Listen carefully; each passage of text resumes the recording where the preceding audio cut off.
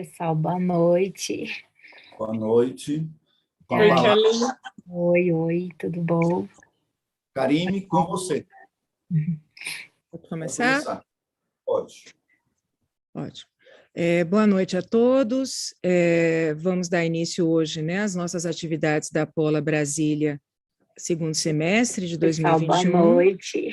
Vamos Boa ter noite. aqui a apresentação. Oi, Karine. Oi, tudo bom? Karine, com você. Sim. Teve um pequeno delay aqui na gravação, então boa noite a todos. Vamos dar início. Boa noite a todos. Vamos dar início hoje, né, às nossas atividades da Pola Brasília, segundo semestre de 2021. Pronto. Acho que agora vai. Então, boa noite, vamos dar início às nossas atividades desse segundo semestre, né? Hoje teremos a apresentação de Thaisa Falcão, uma apresentação de investigação, uma leitura dos limites da formalização em Lacan à luz da dialética de Hegel e o conceito de negatividade imanente, o conceito de negação determinada. A Thaisa vai fazer sua apresentação, as perguntas podem vir por escrito pelo chat, e ao final da apresentação de Thaisa, as perguntas serão lidas, né, para que ela possa responder e para que nós possamos ter uma pequena discussão. Lembrando só que semana que vem teremos a aula do seminário, cujo tema será neuroses, e vai ser conduzida por Adriana Quirino e Bruno. Então, agora vamos passar a palavra à Thaisa. Vamos lá, Thaisa. Bom, boa noite. Esse é um trabalho aí que eu venho desenvolvendo já há um certo tempo, mas é algo que eu vejo como algo que está engatinhando aí, né? São dois temas, são dois autores complexos. Meu contato com Hegel foi pelo Departamento de Filosofia da UNB. Então, desde 2015 eu fui participando, né, de cursos, alguns congressos, tive a oportunidade também de fazer alguns trabalhos sobre, e juntamente com as apresentações aqui, né, eu fui amadurecendo um pouco mais essas questões, e de alguma maneira essa aqui é um pouco a parte dessa investigação, né? Então, a pergunta central dessa investigação, ela é que sentido dá ao fracasso lacaniano, né, da escola lacaniana, porque o fracasso não é sobre a psicanálise, né? O fracasso, a declaração sobre o fracasso é quanto à escola. Então, para Lacan, a psicanálise como escola fracassou, né? E ainda que essa afirmação ela nos coloque mais enigmas do que certezas, para começar essa investigação, eu gostaria de me apoiar no que resistiu ao fracasso da escola, né? Como bem sabemos, a psicanálise ela não acabou, mas ela está se tornando cada vez mais ciente dos seus maiores entraves teóricos, cuja tarefa a gente não deve dar por satisfeita, né? Então, quando iniciamos os estudos a partir da proposta de formalização contida nos esquemas, nos grafos, na topologia, nos matemas, entramos em contato com uma estratégia teórica para a difícil tarefa de transmissão do que se ensina na psicanálise lacaniana. Sabemos que um dos maiores entraves de Lacan com a filosofia tem a ver com um certo desmascaramento da posição de mestre, com modalidade de um discurso sobre a verdade. Então, Hegel também é um importante interlocutor da crítica, né, da crítica à filosofia e à ciência de sua época. Parte do projeto hegeliano, ainda pouco estudado, consiste na compreensão dos efeitos da modernidade provocado por uma razão unilateral na busca pela verdade.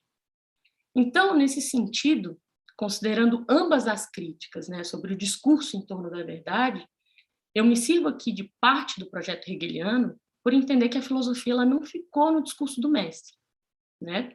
Então, com a dialética de Hegel e o debate contemporâneo sobre linguagem, eu gostaria de expor parte do que seria o nosso limite crítico a respeito da função do matema na formalização da psicanálise.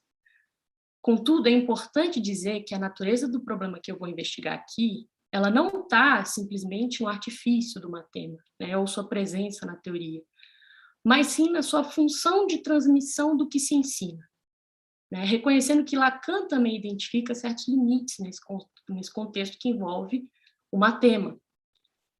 Então, o primeiro subtítulo dessa investigação é, na verdade, a reflexão sobre uma pergunta, né? Que é: no que consiste o desencontro entre e psicanálise? Né? Uma pergunta, e aqui eu parto do pressuposto de que há, sim, um desencontro, né? E um encontro entre ambas. Então, como ponto de partida dessa reflexão, eu gostaria que pudéssemos pensar a psicanálise a partir de algumas diferenças presentes na complementaridade entre o ato clínico e o momento teórico de formalização. Né? Sobre o ato clínico, sabemos que existe um motivo para que a fala não nascida de um analisante ela não seja antecipada pelo analista ou pelo analista como quem de início deseja investigar, né, sobre a mãe, o pai, o irmão, o filho, ou seja lá qual for a ordem do que se busca. Porque o problema seria justamente essa antecipação da questão. Lacan parte de um tipo de escuta em análise, como se o saber ele não acessasse ou não coincidisse imediatamente com nada que vem do analisante. Então, nesse sentido, relatos clínicos como eu estou com ansiedade, tenho depressão, eles não dizem nada por si em uma análise. Né? É preciso mais do que isso para que haja análise. Então, é de se esperar que o ato clínico ele se balize pelos recursos contidos na psicanálise. Nesse caso, quando dizemos da prática clínica, abre-se um horizonte no qual a função filosófica ela se torna radicalmente distinta do ato clínico, havendo, portanto, um desencontro constitutivo das diferenças entre ambas. Né? Então, se por um lado, há momentos do ato clínico em que a filosofia ela não comparece na composição das escolhas pertinentes ao manejo na clínica, por outro lado, não seria possível uma ética clínica sem um corpo teórico mais amplo e epistemológico de justificação, no qual a filosofia e teorias no geral oferecem um campo metabólico de elaboração de questões importantes para a teoria psicanalítica. Então, o que foi dito até então nos serve para compor a noção de que os critérios que orientam uma escuta clínica, eles são diferentes dos critérios presentes no momento teórico de formalização de uma pesquisa. Se pensarmos que as intervenções na clínica, elas muitas vezes demandam graus diferentes de uma antissistematicidade, constante liberdade de transgressão próprias, por exemplo, da poética, o manejo clínico ele abre passagem para um discurso sobre novos paradigmas, bem como a possibilidade de um discurso científico da particularidade. Contudo, o poema, o estilo, diferente da ciência no geral, ela contém o privilégio de um alto grau de liberdade de transgressão, inclusive dos sistemas dos quais ela se serve. Então, nesse caso, a poética ela certamente se permite mais errâncias, descaminhos. A título de curiosidade, a poética historicamente nos mostrou chegar muito antes em lugares que as ciências, com seus vários entraves metodológicos, cheguem a uma espécie de só depois. Não por falta de competência, mas por sua natureza analítica. Entretanto, há um importante limite que impediria um poeta, afastado da teoria psicanalítica, de exercer a função de analista. Porque se a gente pensar em pelo menos uma das diferenças que está em jogo, é que para o poeta, essa antissistematicidade é o seu ponto de partida. Isso se entendermos esse ponto de partida antissistemático como um lugar que não precisa ser justificado. E já para psicanalistas, o momento e lugar da antissistematicidade deve chegar como resultado, que inclui o percurso teórico, crítico. E, a meu ver, essa ordem ela não poderia ser alterada.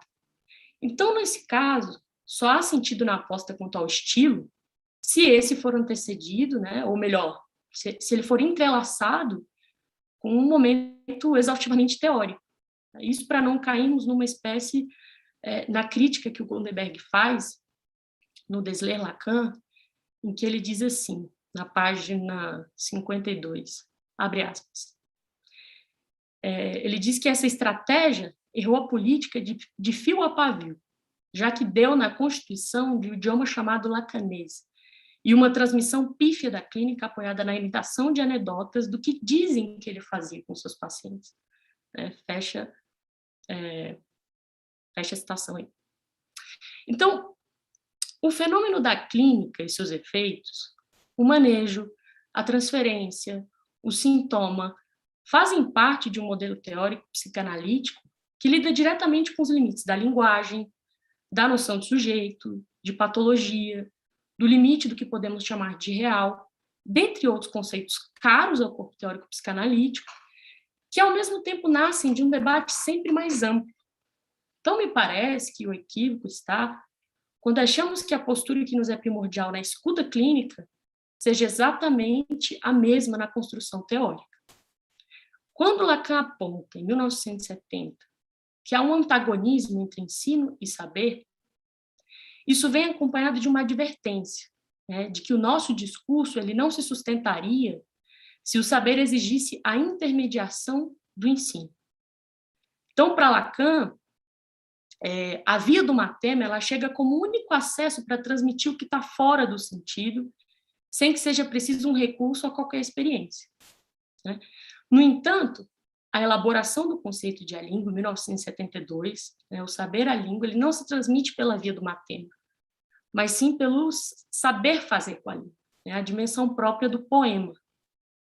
Contudo, é possível articular que a liberdade presente na poética ela chega com um grande custo do ponto de vista científico, uma vez que o seu jogo com a criação, além de necessário, ele impacta, ensina o que não se espera, convoca, mas não revela, por vezes, nem para o próprio autor ou autora os caminhos necessários. Portanto, o tema desse trabalho se abre na compreensão de que a antissistematicidade presente no ato clínico deveria ser antecedida por um momento teórico que não opera com as mesmas ferramentas utilizadas na clínica. Isso porque essas ferramentas que nos chegam como resultado de um percurso crítico não deveriam ser pressupostas ou tomadas como eternas em todo o processo, para a gente não cair numa espécie de tautologia. No caso de Lacan, essas ferramentas são, por exemplo, os matemas, os grafos, os esquemas. E com isso se abre a seguinte questão. Nós deveríamos partir dos matemas e com eles chegar ao que se espera de uma psicanálise, ou deveríamos saber chegar nos matemas e seus limites a partir de um percurso crítico, o científico. A grosso modo, a gente poderia dizer assim, matema como um ponto de partida ou como resultado no qual nos permitimos operar com letras para nos referirmos ao mais alto grau de complexidade que inclui um debate contemporâneo sobre linguagem. Então, dada essa introdução, o próximo subtítulo de alinhamento de alguns pressupostos se chama Paradigmas da Crítica de Lacan ao Pensamento Ontológico. Inclusive, eu vou passar bem rápido nesse subtítulo, porque eu acho que foi algo que já foi bastante explorado, né, nas aulas anteriores, mas que aqui vai servir a título de contexto, né, um contexto importante. Então, lembrando, né, Lacan identificou na matemática, na teoria dos conjuntos, no paradoxo freudiano do número zero, dentre outras teorias, importantes compatibilidades com o projeto psicanalítico de formalização, inevitavelmente marcado pela subversão ao pensamento ontológico clássico. Para entender no que consiste essa compatibilidade, é importante pontuar que para Frege, por exemplo, o número ele não é um conceito empírico, mas sim um conceito lógico. O zero, diferente de um predicado, um nome próprio, ele é paradoxal porque ele se apresenta como um objeto impossível, se a gente pensar na sua falta de referencial empírico, ainda que a sua existência seja contada como um, uma vez que há um zero representado. Então, essa aparente contradição do zero, de sustentar a sua existência ontologicamente vazia, é, ao mesmo tempo, suporte lógico para um tipo de conteúdo que gera uma cadeia de relação, que, por sua vez, possui uma função precisa, pelo menos a matemática. Então, Lacan aposta em uma formalização cuja importante função do matema é, por exemplo, a de suportar o paradoxo imanente ao conteúdo. Então, nesse sentido, o sujeito é, para Lacan, melhor representado como uma estrutura significante. E, melhor dizendo, o significante representa o sujeito para outro significante por não designar um atributo puramente positivo, mas a própria falta de tal atributo como fundamento. Então, a base para esse tipo de formalização ela é ancorada na concepção de real lacaniano. O real representa o que não se submete totalmente ao identitário, mas que, ao mesmo passo, suporta uma diferença estruturada como relacional. Ainda que Matema, para Lacan, tenha a ver com a formalização que mais se aproxima por aceitar em si o paradoxo da estrutura falta a ser, uma vez instaurada a cadeia significante, cuja marca é sua não igualdade consigo mesma, uma identidade surge como de maneira retroativa, porque ela não está dada ou posta na realidade. Ela é antes uma produção em torno da falta, igualmente paradoxal, por ser contada como uma falta, né? Então, a gente tem aí uma afirmação lacaniana de que começa no nível em que há que falta. Daí a afirmação lacaniana de que somente há Então, nesse sentido, dizer que há não seria equivalente a afirmar que há um ser ontológico. Dada a identidade como produção, não como um ponto de partida da racionalidade, mas antes como produção que funda a existência, podemos pensar que o real lacaniano ele não funciona como uma representação dada a um agregado de coisa. Portanto, o real em Lacan não pode ser um predicado. Nas palavras de Lacan, Seminário 3, ele vai dizer: o real suporta a fantasia e a fantasia protege o real. E se a gente for pensar, a fantasia ela contém em si fronteiras, né, limites, que sempre deixará algo de fora. Né? A minha fantasia é sobre isso e não aquilo. Então, aceitar essa diferença entre real lacaniano e realidade nos possibilita escrever a diferença operada pela lei significante, como uma forma particular de existência lógica. Não como algo que representa um fato por si universal, mas algo que funda uma existência. Né? Ou seja, ao considerarmos o movimento de reinteração do sincrônica reinteração da falta, passamos a operar no paradoxo da determinação. Né? Por isso que para Lacan a existência ela é insistência. Né? Daí o pulsional enquanto modo de insistência do real. Então, se pensarmos no modo como a materialidade ela vai ser compreendida em Lacan, de fato, há um avanço inquestionável em partirmos da aceitação de que a linguagem ela é estrutural em sentido não totalitário, que é por uma falta que o sentido desliza. Consequentemente, se a objetividade em sentido clássico não é mais a instância a qual deveríamos recorrer para nos assegurar o sentido último de alguma coisa, a noção do que compõe o que agora chamamos de sentido passa a ter uma plasticidade própria que não habita em uma realidade pré-discursiva. No entanto, essa plasticidade, né, na qual se constituem os sentidos na linguagem também possui limites. E Hegel é um importante interlocutor sobre os limites da linguagem em sentido estrutural e intersubjetivo. Então, é importante relembrar que a estrutura do eu, né, está para a linguagem de uma maneira distinta do modo como a linguagem está para a estrutura do eu. Né? Porque a linguagem ela não se iguala à mera soma de vários eus. Tal como o tempo sincrônico em Lacan não quer dizer de uma soma. Como bem sabemos, a linguagem não nasce do individual, mas sim de uma estrutura intersubjetiva devedora do laço. Aqui eu convoco uma importante citação hermenêutica de Gadamer para dar início ao tema da intersubjetividade na dialética. Então, Gadamer vai dizer o seguinte, ele diz assim: a linguagem já sempre nos ultrapassou. O parâmetro para medir o seu ser não é a consciência do indivíduo. Não existe consciência individual que pudesse conter a sua linguagem. Mas então, como existe a linguagem? Com certeza, não sem a consciência individual, mas também não pela mera reunião de muitas consciências individuais. Termina a citação. Então, o interessante dessa citação é que ele não diz o que é linguagem, mas ele vai eliminando o que não pode ser, o que também é uma forma de aprender. Então, antes de prosseguirmos, é importante destacar que há uma leitura que hoje ela é considerada bastante vulgarizada, de que a fenomenologia ela representa a totalidade do projeto hegeliano. Vem daí as acusações de que Hegel caiu numa espécie de racionalização ingênua da totalidade, ou mais equivocado, no sistema operado pela tríade, tese, antítese, síntese, que também deu em uma apropriação com seus proveitos, de pensar a dialética marcada por uma leitura existencialista, o que Paulo Arantes chama de um Hegel errado, mas um Hegel vivo.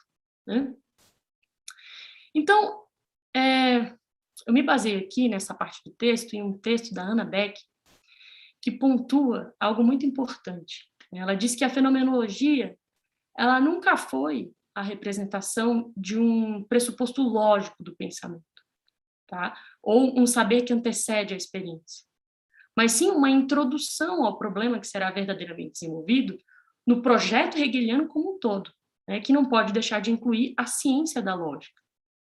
Essa diferença ela não é trivial se pensarmos que um pressuposto diz de algo insubstituível, enquanto que uma introdução é um modo dentre vários de representar o problema.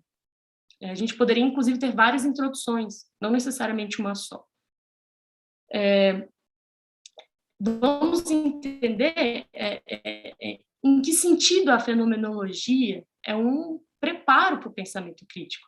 Então, ela é um processo antes mesmo da gente entrar na filosofia. Então, ela é um exercício que a consciência faz, inclusive o primeiro título da fenomenologia se chamava Ciência da Experiência da Consciência.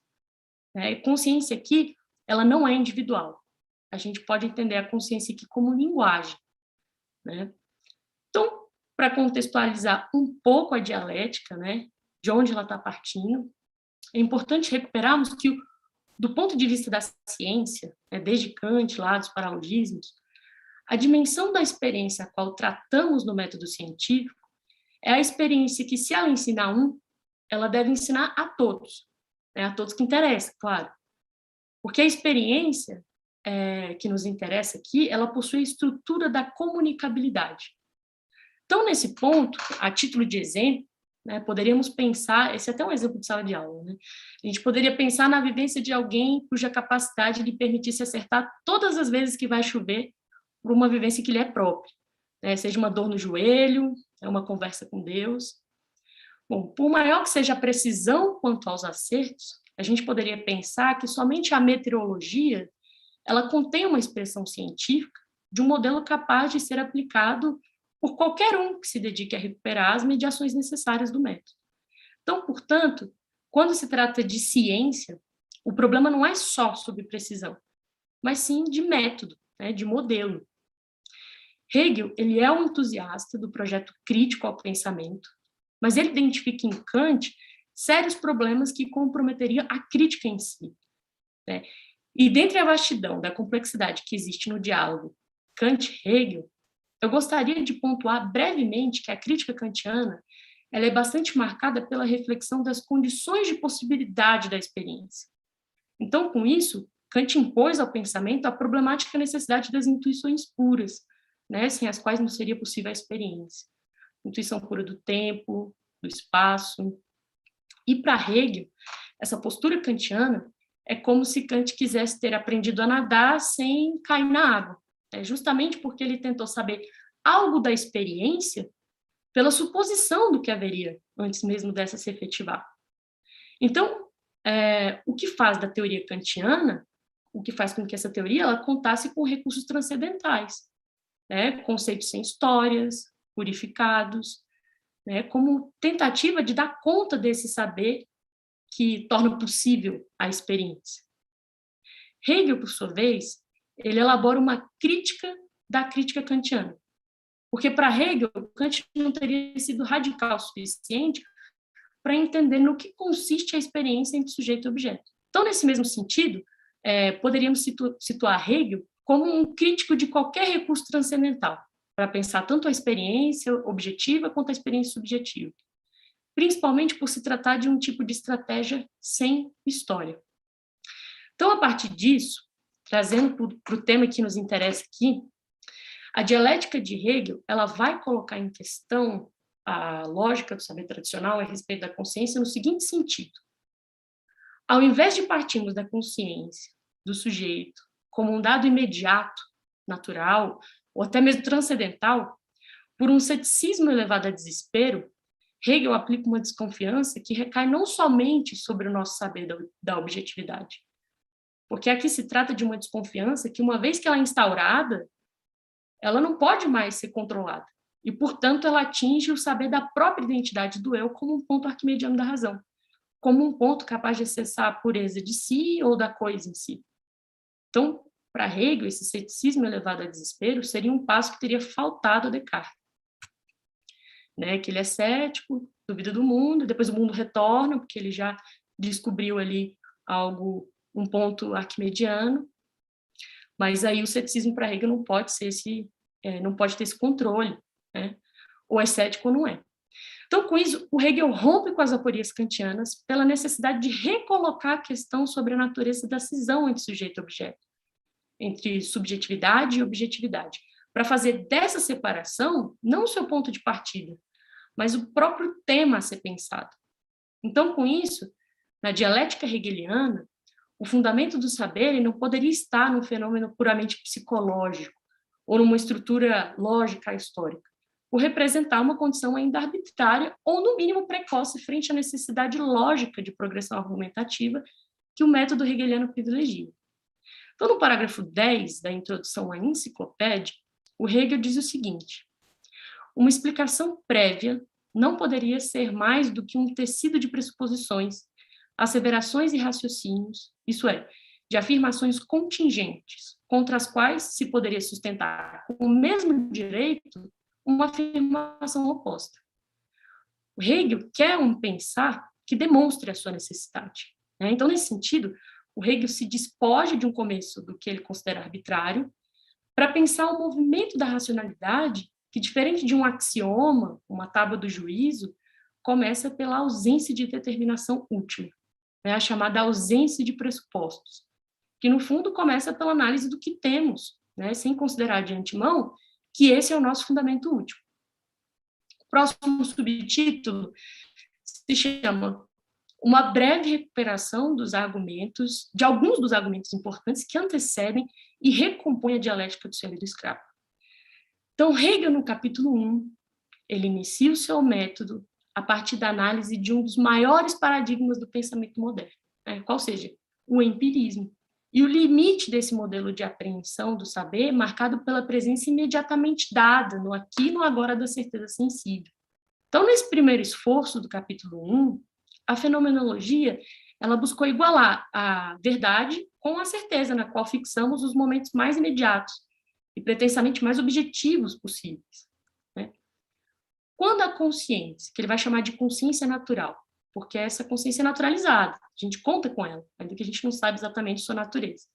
Então, quando a consciência e sua aposta na imediatidade experimenta fundamentar um saber seguro na simplicidade empírica, nos deparamos com o primeiro impasse que torna a certeza sensível, né, a certeza e a sensibilidade, insuficiente naquilo que se pretende com o saber empírico. Qual seja, a ideia de que as palavras que marcam aqui, agora, isso, todas essas designações são conceitos, e por isso recaem numa noção abstrata. Então, nesse sentido, ao dizer palavras como esta noite, este papel, nós perdemos o traço singular quando aceitamos que o termo noite e o termo papel cabe para qualquer noite ou qualquer papel.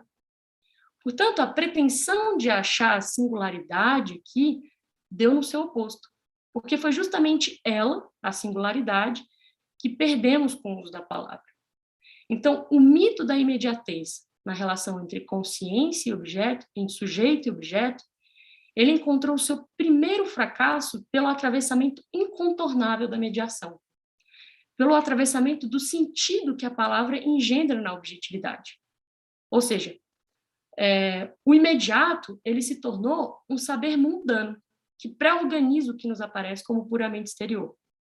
Então, nesse caso, a natureza do conteúdo precisou ser repensada, e não mais dada como imediatamente posta, né? Portanto, nesse primeiro fracasso da consciência na busca pela verdade, nós não nos deparamos somente com uma certeza sensível da objetividade, mas com um discurso sobre ela.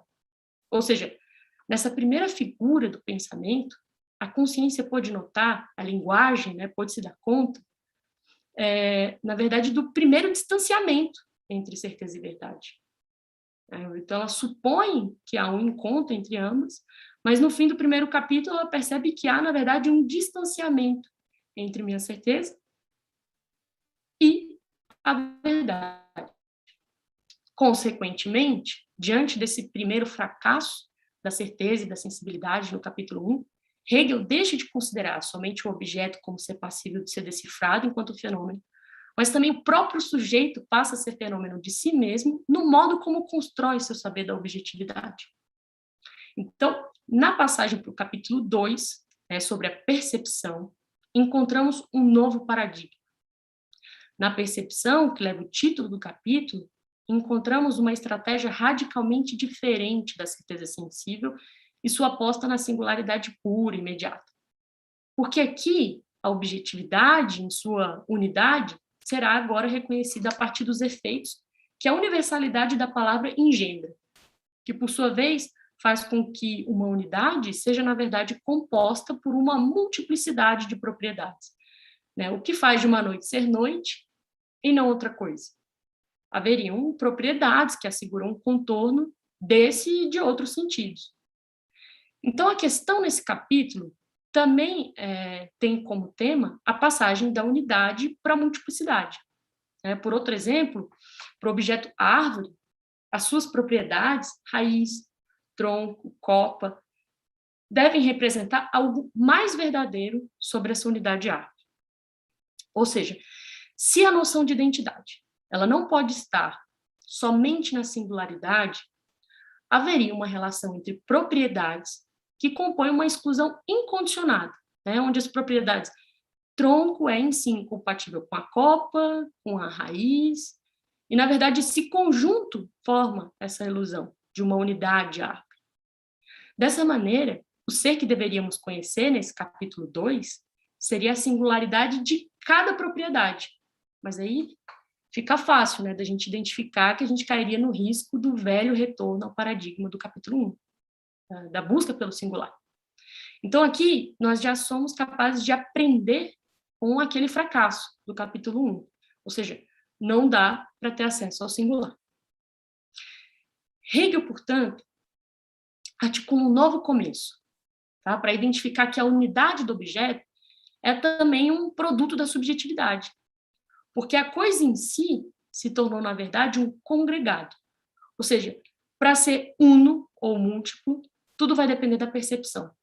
Temos aqui um universal frágil, e para solucionar esse vai e vem entre uno e múltiplo, de um objeto que ora aparece como uno, ora aparece como múltiplas propriedades, o capítulo da percepção, ele no máximo elabora sobre o enquanto.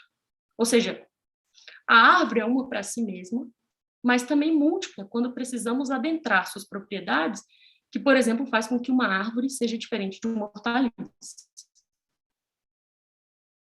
Então, Hegel identifica aqui um universal incondicionado. E aí são inúmeras as carências e problemas que surgem a respeito dessa solução que a percepção encontra para identificar que a unidade é uma multiplicidade da qual não sabemos exatamente como se dá essa passagem. Por isso que aqui ela se apresenta como incondicionada. É porque é. É igual o Chicó, que ele fala, ele diz assim, não sei, só sei que foi assim. A percepção, ela chega até aqui. Na passagem para o capítulo 3, Hegel lida com o conceito de força e entendimento. Hegel aqui, ele lida com o desbancamento do conceito de força com um lastro numa realidade si, ou com um lastro no quantitativo, e acaba antecipando, em uns 100 anos, um reconhecimento da falibilidade do conceito de força da mecânica quântica como uma lei universal, que só decai como universal a partir da teoria da relatividade em Einstein. Então, quem escreve muito bem sobre isso é o Fábio Nolasco, professor do Departamento de Filosofia da UNB. Nesse capítulo da fenomenologia, há uma nova tentativa para solucionar os entraves e fragilidades reconhecidas nos capítulos pregressos. Hegel, nessa passagem, ele promove uma reflexão da consciência sobre si. E, com isso, o capítulo ele foi capaz de recuperar um jogo de forças que o momento da percepção ele não é capaz de identificar por si. Então, aqui temos uma figura que não somente percebe, mas reflete sobre um jogo recíproco de forças como responsável pela constituição dos sentidos na linguagem e o seu caráter negativo imanente a esse processo. Bom, um pequeno adendo antes da gente falar que jogo de força é esse, porque ele é uma crítica à força em Newton, é que a noção de negatividade em Hegel, ela é bem diferente de uma simples oposição, né? Tal como a gente encontra nas grandezas negativas em Kant. Porque em Kant, a simples oposição, por exemplo, entre amor e ódio, débito e crédito, força repulsiva, força atrativa, eles não marcam o trabalho do negativo, o qual Hegel teoriza. A oposição de conceitos autorreferentes, né, sem que seja explicitada a sua dependência com a linguagem, gera uma relação imagética de supor uma oposição entre elas, respaldada pela realidade de cada um. Ou seja, na simples oposição, uma leitura que se serve de um lastro ontológico, né, o quantitativo, sequer reconhece o fenômeno de nascimento de um sentido. Nós apenas contamos com eles. E quanto maior for a concordância que a gente tem entre o conceito e a coisa, maior fica a nossa suposição de que há um lastro na realidade. Então, para falarmos sobre que jogo de forças é esse que Hegel elabora, vamos para o próximo subtítulo, que se chama Sobre a construção em oposição, marcada pelo caráter negativo em Hegel, o conceito de negação determinada, como parte da trama de como um sentido nasce. No conceito de negação determinada, o Hegel mostra a relação concomitante que existe entre o trabalho do conceito de diferenciar identidades umas das outras, né, para isso que o conceito serve, e o efeito do negativo nesse processo, que revela a estrutura de dependência que o sentido tem com a linguagem. Então, nessa passagem da fenomenologia, a objetividade em si, ela se torna não universal e incondicionado, que foi até onde a percepção pôde compreender quando ela sai de um uno para uma objetividade composta por múltiplas propriedades, né? Sendo que o problema está nessa partícula C. A gente poderia perguntar assim, em que condições? Seja lá se for uno ou múltiplo. Né? Então, no capítulo 3, nós saímos de um universal incondicionado para pensar uma presença efetiva que se dá num jogo de força, numa construção e oposição. Eu vou lançar a mão aqui já de uma citação em Hegel, que para quem estuda Lacan, ela não vai parecer tão estranha. O Hegel diz assim, por exemplo, o agora só tem o seu ser em relação a um antes e um depois. Igualmente, só há vermelho quando o amarelo e o azul se lhe opõem.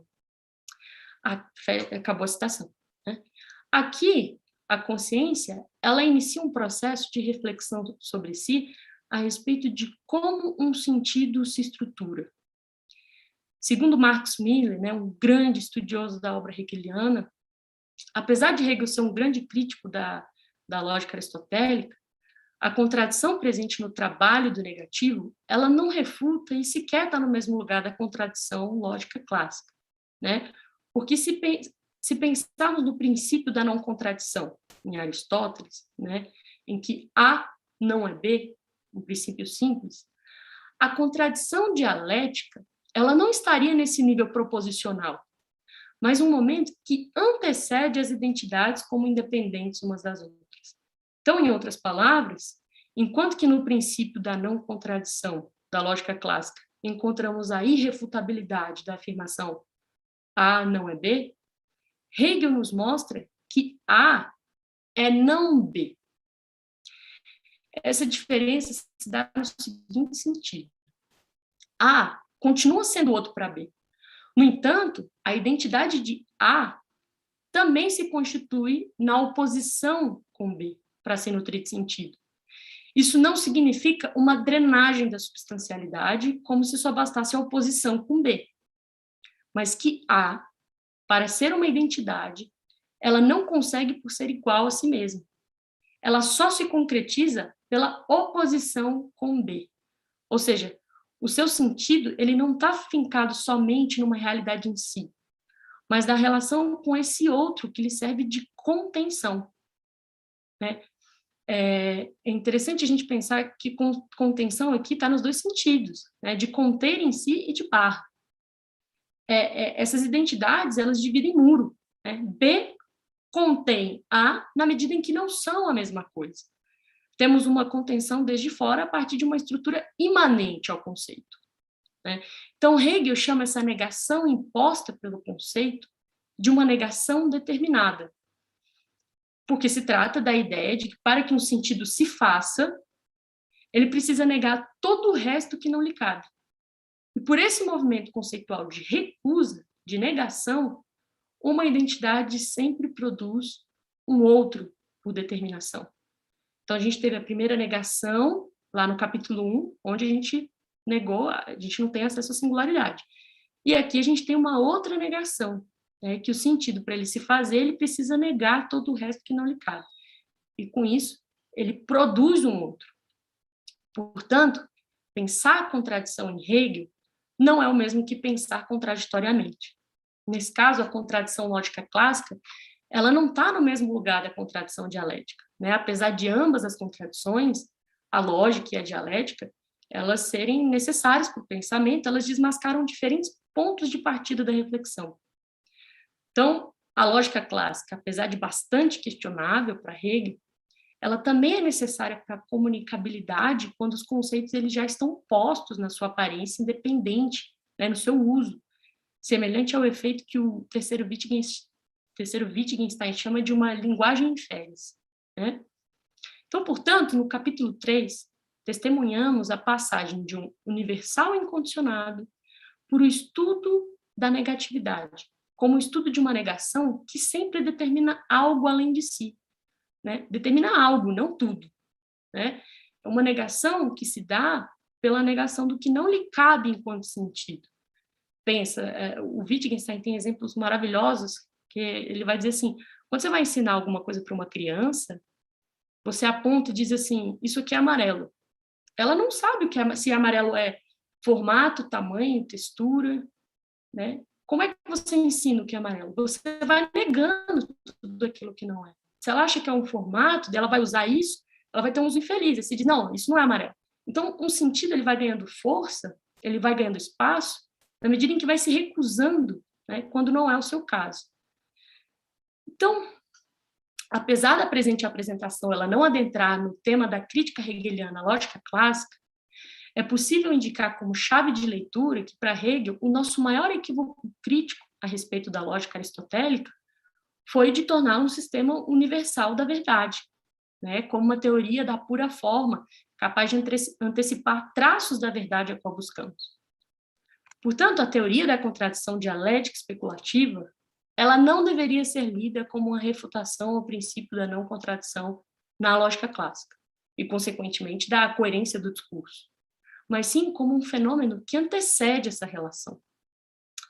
Nesse sentido, a crítica hegeliana, a lógica, ela é direcionada aos princípios universais como independentes uns dos outros, como independentes da linguagem, da história, né? Para Hegel, a lógica aristotélica, ela só conseguiu ser acabada, fechada em si mesma, por partir da cisão entre forma e conteúdo como algo dado.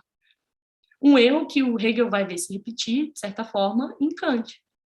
Então, para Hegel, seria preciso captar a fenomenologia dessa separação entre forma e conteúdo. Então, nesse mesmo sentido, não se trata aqui de uma lógica das coisas, mas do conceito das coisas. Então, para Hegel, tanto temos que combater o conteúdo na sua aparente exterioridade pura, como independente da linguagem, mas também é importante conservar a necessidade dessa exterioridade enquanto tal, né? Porque a cisão ela é um fator da vida. Hegel não retrocede esse marco da modernidade, né? Ele não é um romântico. À vista disso, a dialética em Hegel ela nunca é recuperada pela tríade, né? Visto que na tese, antítese e síntese, o que temos são operações com os conceitos autorreferentes no seu uso, sem explicitar a sua negatividade imanente. Também é de extrema importância dizer que Hegel ele não pensa uma história da filosofia para superar a lógica, porque a lógica em si ela não precisa ser superada. Para Hegel, a dialética é antes um freio e reconhecimento da violência do caráter universalizante de uma lógica que ficou intacta desde Aristóteles. Então, a dialética hegeliana ela não deveria ser encarada como uma aplicação para excluir ou tornar concorrente as formas de discurso sobre o saber. Ao contrário, ela é antes uma reação crítica contra um impulso moderno por leis gerais. Nesse sentido, a dialética ela não deve ser lida como uma pretensão por um discurso universal e mais correto sobre a verdade, mas antes uma advertência de que o nosso saber não pode e nem deve ser reduzido pelo outro. A dialética ela não é sobre uma redução, mas antes sobre o pensar o movimento. Inclusive, ela deve ser aplicada contra si mesma, né? A dialética aqui ela não tem que ser resolvida. Ela é a própria natureza movente. Consciência para Hegel é crise. Enquanto que nas ciências do paradigma exato, né, buscamos a unificação das leis em uma lei sempre mais geral, normalmente representada por uma equação, para Hegel, a ciência, para ser consciente dos seus efeitos, vamos dizer assim, ela teria que desmascarar o que está por trás dessa pretensão de reconhecimento universal via dominação do objeto e o seu manejo laboratorial. Quanto a esse exercício, a ciência para Hegel ela foi omissa e, portanto, ela acabou caindo em metafísica muitas vezes. O próximo subtítulo que a gente vai adentrar aqui se chama Passagem do estudo do movimento negativo dos conceitos à dialética do ser e do extremo. Então, Hegel demonstrou que a busca do Ocidente pela verdade nos ensinou antes sobre o desejo, não necessariamente sobre a verdade do mundo exterior, tal como pretendíamos, mas sobre o que estávamos desejando para ocupar o lugar da verdade, a ponto da gente já ter antecipado a sua forma lógica. Porque, vejam, se a realidade ela não pode ser o que a consciência lá no início esperava, ela aprende que isso que parecia ser próprio ao objeto era, no fundo, o desejo. E, com isso, a consciência aprende algo sobre si. Né? Aprende que nós estávamos desejando sem que nos dessemos conta disso. Né?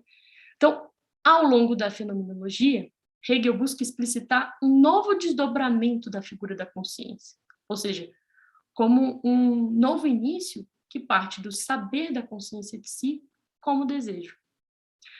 Contudo, para que o pensamento científico ele não ficasse à mercê da dimensão unilateral do desejo, até porque nem tudo que eu coloco na objetividade é possível recolher, né? Ainda que o manejo laboratorial muitas vezes força as arestas, força o objeto a se encaixar no conceito. Isso também tem limites, e muita violência envolvida, por sinal, né? Aqui, Hegel promove uma mudança para tornar a busca pela verdade do mundo exterior uma oportunidade de reconhecimento da verdade em sentido humano e histórico, de algo que se objetivou na história e não fora dela. Ou seja, da busca pela objetividade, foi possível reconstituir uma reflexão da razão sobre ela mesma, de modo cada vez menos ingênuo. Com isso, tornamos a consciência o seu próprio objeto de investigação, ou seja, ela investiga ao mesmo tempo que é objeto de sua investigação. E essa investigação surge pelo método crítico, não por uma escolha marcada pelo ponto de vista individualista da vontade, mas por uma necessidade nutrida pelo reconhecimento de que algumas superações elas foram possíveis, dado o reconhecimento das carências inauguradas pelos seus momentos antagonicamente constitutivos. Né? Aqui, os fracassos eles foram importantes para recompor a pergunta. De onde devemos partir, então? Né? Onde o fim ele sempre reconduz ao começo, um acréscimo de saber sobre si, que muitas vezes nos revela como a objetividade não poderia mais ser representada pela ciência, com o acréscimo do reconhecimento da dimensão do desejo, né, e assim por diante. Então, com isso, toda a identificação da consciência de si com o que lhe é próprio, né, como, por exemplo, sua contínua insatisfação, seu aspecto revolucionário de ir sempre além de si mesma, pela imanência, e até mesmo seu aspecto conservador, chegam como resultado de um percurso crítico, não como um predicado ou axioma que marca o ponto de partida do saber sobre a consciência, mas antes como um reconhecimento da gênese, né, da história paradigmática de formação desse saber. Então, daí a imagem hegeliana da dialética como uma espiral, uma vez que se trata de uma repetição que produz um acúmulo de saber. Nesse sentido, né, em discursos e textos aí de hegelianos como o Eric Lima, o Fábio Nolasco, o Marcos Mille, dentre outras e outros, é possível situar a dialética pela via de um reconstrutivismo, na medida em que já sempre existe algo construído historicamente. Esse seria o nosso verdadeiro ponto de partida e limite quanto à plasticidade da linguagem. Então, o sentido dialético de um reconstrutivismo não se trata, portanto, de uma construção arbitrária da subjetividade em sentido adâmico, né? O sentido de uma reconstrução, como genealogia, não acrescenta extrínseca e arbitrariamente um conteúdo à coisa. Tampouco somente extrai do referencial algo já dado. Nesse sentido, para a consciência de si, né, não mais aquela consciência ingênua do começo, mas essa que já sabe algo sobre si, a satisfação que está em jogo, ela não recai somente na possibilidade da dominação da dimensão objetiva a partir de seus novos entraves, mas no reconhecimento de que há uma outra consciência de si. Porque antes da relação com objetos, né, que tínhamos acreditado lá no começo serem imediatos, temos, na verdade, uma relação entre consciência, visto que o objeto pressupõe um nós, uma linguagem envolvida. Então, a crítica, até aqui, ela testemunha que há uma trama na qual a consciência ela quer se fazer reconhecer como substancialidade, né, como algo, o que torna a consciência desejante. Porém, o desejo que está em questão, ele não pode ser determinável, ele não cessa na determinação, porque ele é antes uma demanda de reconhecimento. Então, nesse momento da argumentação, o Hegel identifica que as relações intersubjetivas, elas não possuem simetria, porque elas são marcadas por dois aspectos da consciência, que são a dominação e a servidão. Temos aqui uma consciência senhoril e a consciência escrava como dois momentos da consciência se reconhecer, não como duas consciências. Então, durante toda a trama presente na fenomenologia do espírito, né, até aqui, assistimos à consciência relutar frente ao seu desvanecimento, né? Isso porque ela teme diante da morte, principalmente quando lhe falta algo substancialmente positivo no seu fundamento. Só que a consciência, ao temer diante da morte, ela vai em direção ao que poderia ser o seu verdadeiro fundamento. E esse, por sua vez, também abala o saber que tínhamos pressuposto sobre a consciência. Em outras palavras, quando a consciência de si, não mais essa consciência naturalizada, ingênua, reconhece que não pode ser mais um puro positivo, ela se submete a uma nova determinação. Ela inaugura um novo capítulo, ainda que ela não encontre uma real adequação entre si e o conceito. Há aqui uma experiência de alienação, né, de servidão, onde a consciência se serve de uma outra figura da consciência para se lançar novamente no desejo pela verdade. Portanto, na dialética do senhor e do escravo, o que está em jogo é o diálogo entre dois momentos diferentes da consciência se reconhecer. Ou seja, na dialética do senhor e do escravo, a crise que se instala na linguagem, né, na consciência, no nós, é ilustrada como se dois aspectos da consciência, ou como se duas figuras da consciência, buscassem reconhecimento de maneiras distintas, visto que um momento teme diante da morte, enquanto que o outro suporta a morte do que aparentemente lhe fundamenta. Daí a ideia hegeliana de que a marca da natureza humana se dá por ela ser capaz de suportar a morte enquanto vive. Por isso que a consciência de si, para Hegel, ela é capaz de ir sempre além de si mesma, pela imanência, né? Porque ela se serve da consciência no seu momento alienado para garantir sua subsistência, que por sua vez lhe aparece tardiamente como profundamente negativa. Então, por consequência, nos capítulos seguintes, apesar de não ser o nosso tema aqui, o Hegel também vai identificar quais os elementos que conduziriam à superação da consciência no seu momento servil, e que isso dependeria de um reconhecimento crítico das estruturas que ficaram alienadas para a consciência, o que faz parte da trama aí dos próximos capítulos. Então, ter a essência, né, o sentido ou o fundamento como movimento, parece aproximar Hegel de Heráclito, né? No entanto, parte dessa premissa Cria a representação marcada pela cena de um rio e o paradoxo de escrevê-lo como um, quando, na verdade, o rio nunca pode ser o mesmo singular. Já o outro chega nessa premissa a partir de um percurso crítico. Para Hegel, o reconhecimento e a superação da alienação da consciência não poderia ser substituída por um predicado desacoplado do seu processo, que, por sua vez, está profunda e intimamente relacionado com os seus fracassos.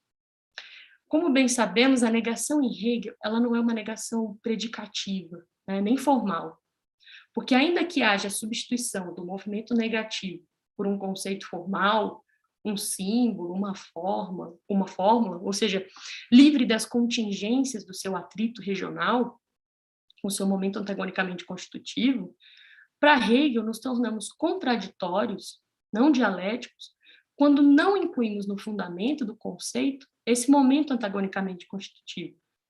Né? Isso que é uma crítica imanente. É nesse sentido que o capítulo 4 ele não é o mesmo sem a inclusão dos 3 pregressos, tendo em vista o projeto hegeliano. Então, no que se refere à formalização de um conteúdo dialético, a negatividade em si, tomada como um ponto de partida, ela pode se tornar tão falaciosa quanto a positividade em si. Então, o conceito de sujeito na obra hegeliana, ele não é individualista nem subjetivista. Ele é profundamente negativo, e é por isso que Lacan reconhece em Hegel uma boa teoria do sujeito. Mas não se trata de uma negatividade em si, puramente formal. Né? Essa negatividade que produz algo é antes um movimento que entrelaça um saber estranhado de si, né, imediato, alienado, com a reflexão que inclui os efeitos do que esse saber provocou. Reflexão que a percepção individual ela não alcança sem que haja um movimento reflexivo sobre si, que seria o esforço do entendimento, de uma consciência que não somente percebe, mas reflete sobre sua produção, porém de modo não mais estranhado, né, na dialética. Então, ser consequente no reconhecimento de que a consciência participa dessa construção predicativa, que usamos para dizer algo sobre o mundo, sobre nós, é ter que pensar a racionalidade também como consequências materiais, tá? Como algo que participa das entranhas do objeto e é homogêneo a ele. Isso não seria uma ontologia, porque a ontologia é uma dedução a priori da estrutura do ser. Hegel ele não faz uma doutrina do ser, mas do conceito, por identificar que toda conceitualidade ela possui uma história de formação. Ele gasta umas 60 páginas para desmistificar o imediato e reencontrar uma produção esquecida, né, estranhada de si. Então, a partir dessa breve digressão, é possível reconhecer que a dialética do conceito é esse movimento que pretende a singularidade e que, mesmo fracassando, produz o melhor modelo de si e de seus objetos. Aniquilar a regionalidade desse movimento que gera negatividade, a negação determinada, para ficarmos apenas com a forma da força do negativo, é tornar a produção desse melhor modelo pura contingência da qual sempre podemos prever o seu fracasso. No entanto, a negatividade em Hegel é também um reconhecimento da impossibilidade de ser reduzida a uma operação mental ou a uma predição dos fatos. Essa negatividade é um sistema imanente à própria coisa. É a gramática do objeto no tempo, né? Não é o seu ser, é como se fosse a estrutura do seu sendo. Então, com Hegel, o acúmulo de saber no movimento dialético do conceito não deve se servir como diretrizes para uma antecipação nem do fracasso, nem da revolução, mas nos serve como coordenadas de uma gramática que entrelaça o saber alienado, imediato, com a reflexão dialética do que esse saber produziu, reconhecendo os seus impactos e consequências no mundo da vida. Então, sobre o limite da plasticidade estrutural da linguagem, é interessante pensar que na ciência da lógica de Hegel, a posição dos conceitos, por exemplo, entre algo e outro, né, não pode ser considerada relativista. Não é porque a linguagem é plástica que a gente pode fazer qualquer coisa, né? Apesar da posição entre algo e outro ser relativa uma a outra. Então, nesse caso, a posição entre algo e outro possui certa independência da vontade individual, por se tratar de uma construção atravessada pelo tempo histórico, atravessada pelo grande outro, a gente poderia dizer. Então, do ponto de vista da função crítica, essa regionalidade entre algo e outro deve ser lida não em qualquer direção, como conseguem os poetas por terem uma outra pretensão com o seu fazer, mas sim na direção da gênese, ou da história dos elementos que se tornaram heterônomos, como leis da revelia do sujeito. Essa é a matéria-prima, né, da crítica. Eu arrisco exemplificar que basta pensarmos que uma ditadura ela possui uma estrutura de opressão com força o bastante para tornar não suficiente a potência individual de, pelo uso poético, transver a ponto de superar por si, individualmente, um sistema que lhe ultrapassa. Então, a crítica nessa passagem não é sobre a potência inegável da poética, mas sim sobre a aposta individualista de instrumentalização da transgressão artística a serviço de um construtivismo ingênuo, não ciente dos seus próprios limites.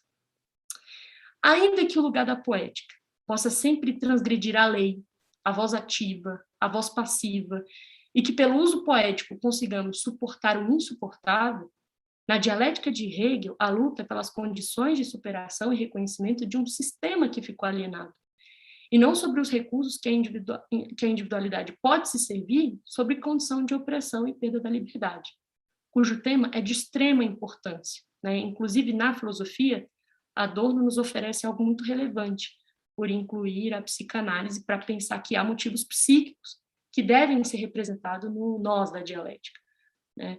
Outro conceito também que me interessa muito em Adorno é o conceito de ontologia do estado falso.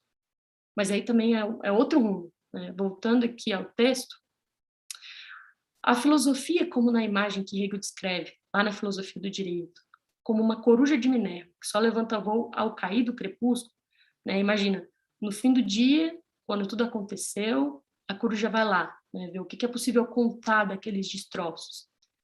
Essa imagem, apesar de parecer banal, ela estabelece o momento e a função do pensamento crítico, que não opera na predição dos fatos. O método especulativo se revela como um tipo de rememoração de um processo que já ocorreu. No entanto, não se trata aqui de uma postura passiva, cujo processo nunca se altera nada. A experiência na dialética tem a ver com uma construção cuja tomada de consciência dos impactos provocados pela racionalidade, tanto em nós quanto na objetividade, eles não estão imediatamente disponíveis.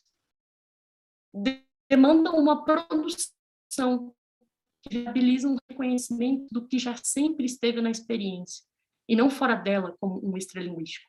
O mais originário, nesse caso, se revelaria na gênese dessa estrutura lógica. O paradoxo é que o que se apresenta, o que nos aparece como mais originário, chega por uma produção.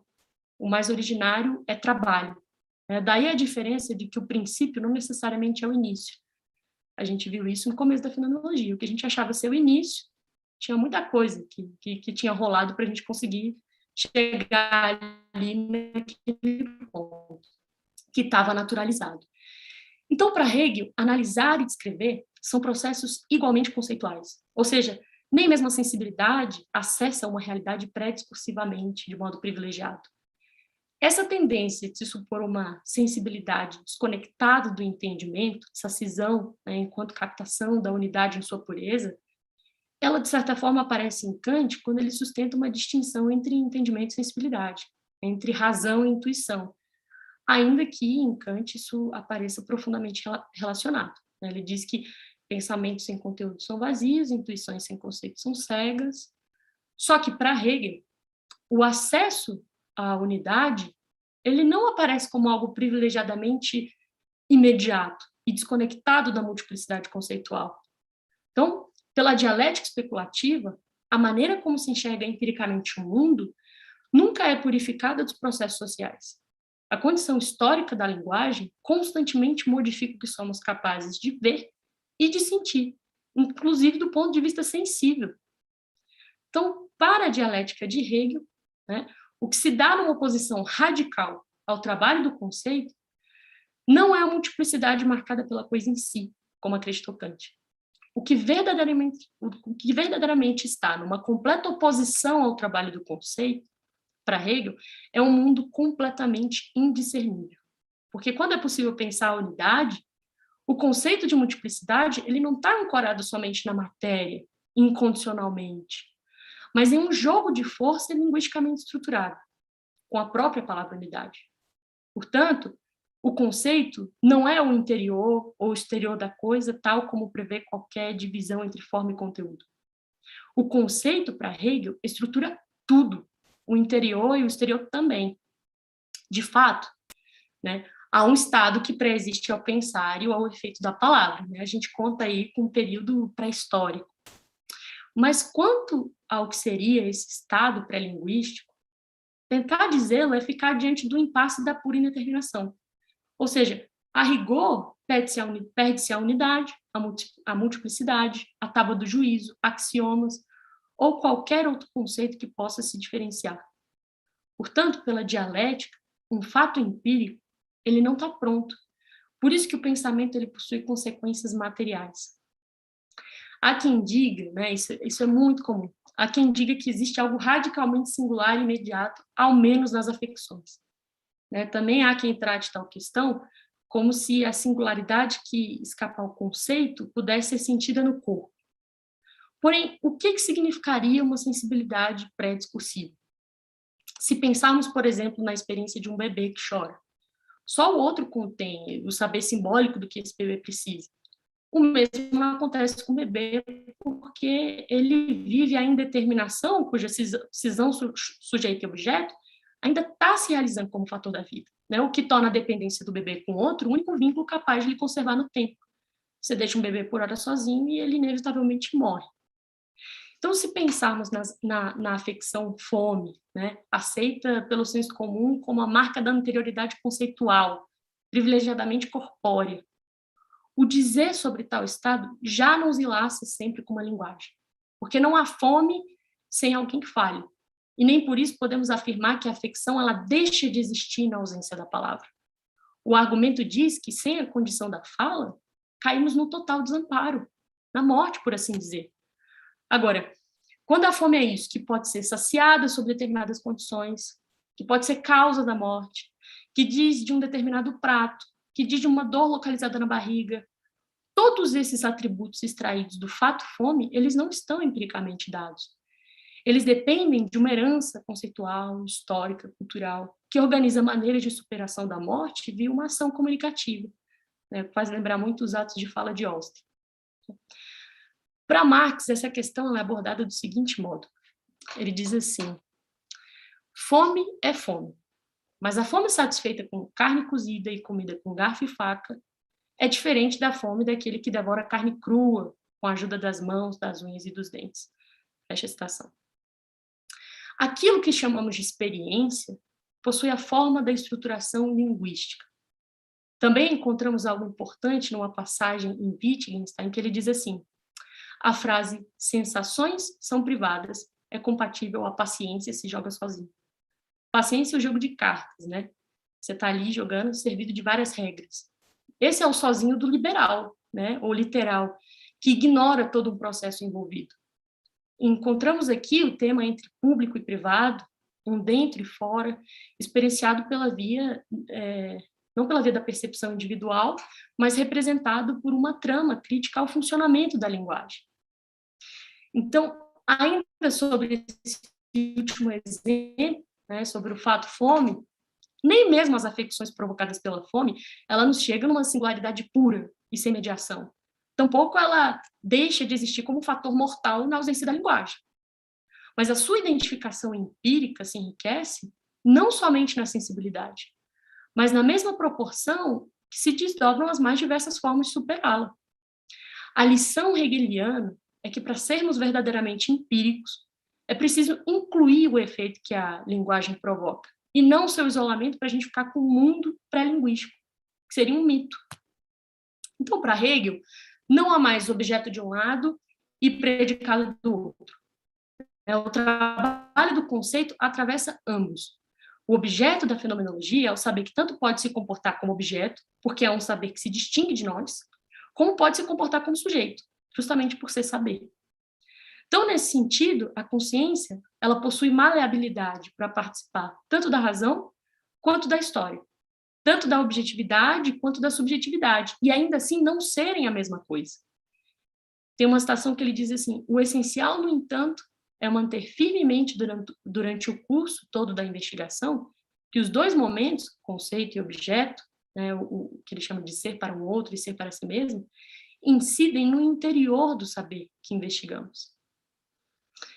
Então, Hegel, ele é reconhecido como um precursor da virada linguística por ser um dos primeiros a desmascarar o mito da historicidade, inclusive da sensibilidade. Hoje bastante reconhecido como o mito do dado, né? O mito do logicamente dado também. Também poderíamos pensar, a partir de um exemplo trivial da antropologia, que é possível identificar que há certas regiões do Oriente que possuem mais de uma denominação não sinônimas para o que nós ocidentais chamamos de montanha. Porque em outras culturas, né, o que nós chamamos de montanha não poderia ser a mesma coisa em todas as estações do ano. Nesse caso, para cada estação, há uma identidade que lhe é própria. Não há nada mais dialético do que a ideia de que pensar uma palavra em termos de identidade é trazer à tona a dependência com o seu sistema. No exemplo dado pelas diferentes apreensões possíveis para a palavra ocidental montanha, do ponto de vista dialético, não encontramos um conteúdo que se converte em ilusão, tampouco uma ilusão que se converte em conteúdo. O que temos é uma lógica não só individual, mas atravessada pela história que orienta o nosso olhar, né? Orienta, não determina. E constitui tanto sujeito como objeto pela relação. Então, quando uma árvore ela é diferente do chão, que é diferente da pedra, e assim por diante, então temos um mundo que é para nós, que não é outro, mas um mesmo, só que atravessado pelo conceito e a diversidade que acompanha essa estrutura, né? As cores, por exemplo. Na virada linguística, o que não falta é exemplo em cores, né? Elas não são algo em si, mas muito mais um espaço predicativo que cabe uma diversidade de fronteira absurda. Né? Os esquimós, por exemplo, né? Existem dezenas de tons de branco para eles, o que não acontece com outras culturas como a nossa, né? Para os russos, curiosamente, o arco-íris tem 8 cores e não 7, porque eles contabilizam uma nuance que para nós ela não é contada. Perceber é um processo muito mais complexo do que os empiristas clássicos imaginaram. Né? Há estudos hoje, né, sobre culturas que não têm no seu sistema predicativo o referencial para o azul. E é muito interessante, porque eles vão lá e colocam para essas pessoas quadrados verdes, né, tipo, sei lá, verde folha, e um azul céu, né, não é nem um azul esverdeado. E eles não conseguem reconhecer. Né? A gente fica assim, não é possível. Mas eles fazem o inverso. Tem culturas que têm uma nuance para verde, um nome, né, uma outra cor, que para a gente, eu mesma, quando olhei, eu não consegui identificar. Eu errei todas as vezes que eu fui tentar achar qual era. E, né, nesses povos, eles batem o olho e eles sabem. Assim como a gente bate o olho no azul, frente a outros verdes, a gente sabe dizer onde está. Isso são exemplos, né, que a gente vem ter notícias hoje. Né? Hegel está falando muito tempo atrás sobre isso. Então, a totalidade em Hegel, ela não quer dizer de uma racionalidade que a tudo recobre. Em Hegel temos o devir, um sistema muito mais complexo. A dialética especulativa ela é aberta e não fechada em si. Né? É um sistema antissistemático. Nunca há uma completa adequação entre conceito e realidade em Hegel. A fenomenologia, na verdade, ela propõe uma reformulação da realidade imediatamente dada por identificar que a diferença estava sendo sufocada pelo dogmatismo metafísico, inclusive de teorias tidas como empíricas. Vamos para o último subtítulo, que é os limites da subordinação do embate teórico pela solução encontrada no matema, que até para Lacan também tiveram alguns limites, onde ele traz a poética para pensar novos desdobramentos. Contudo, sem abrir mão do projeto científico. Então, quando, por exemplo, pensamos em um jogo de espelho, né, como um estádio que ilustra uma diferença, que nunca pode ser quantitativa, mas sim qualitativa entre um eu e o que o antecede, ainda que o esquema nos ajude na compreensão de como uma virtualidade linguisticamente estruturada passa a ser lida como realidade, há aqui, do ponto de vista dialético, um risco, né? Um risco de uma contradição performativa, visto que na transmissão de um conteúdo dialético, um esquema nunca deveria se distanciar do seu cenário mais amplo de debate, seu momento antagônico. Contradição performativa é um termo habermasiano para identificar quando o que se pretende com uma argumentação se perde na própria performance racional, né, quando os problemas são acolhidos. E aí é muito mais um problema dos pós-lacanianos, né? Então, para analisarmos o que seria uma compreensão estrutural, né, que vai além do modelo teórico, poderíamos pensar, por exemplo, na lógica de Aristóteles, que hoje pode ser bastante questionada por nós da modernidade, principalmente porque as suas regras, elas só mantêm o seu estatuto se partimos da pressuposição de um mundo composto por um agregado extralinguístico, que, por sua vez, são levados ao mais alto grau de simplicidade objetiva em sentido unívoco. Então, pela perspectiva dialética, para lidarmos com essa insuficiência presente no modelo aristotélico, a respeito do ponto de partida da lógica, seria necessário um passo atrás, para a gente repensar o que de fato constitui o nosso ponto de partida, ao invés de pressupô-lo. Então, uma vez desvendada a natureza dessa questão, ficamos diante do cerne dessa pesquisa, que pode ser ilustrada pela imagem de uma bifurcação entre dois modos concorrentes quanto à formalização teórica, né, científica, portanto.